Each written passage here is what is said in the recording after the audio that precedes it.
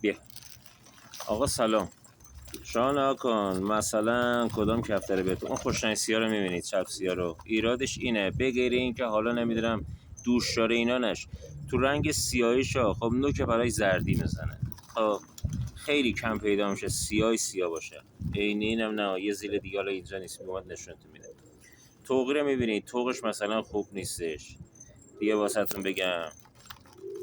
دیگه مثلا خوشنگ زرد میبینی گیساش چه رنگیه، باید نوک پراش هم اون رنگی باشه دیگه واسهتون بگم. هفت رنگ باید زیرش خوب باشه. همه اینا یه طرف.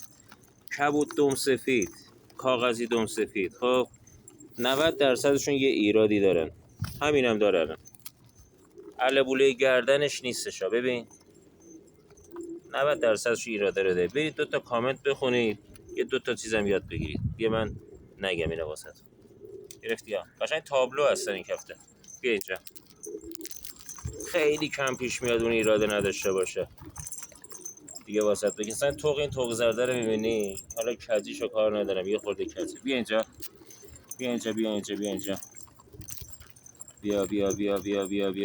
اونی که میخوام بیاد نمیاد. آها این بدرنگه رو میبینی خوبه ولی اون نه.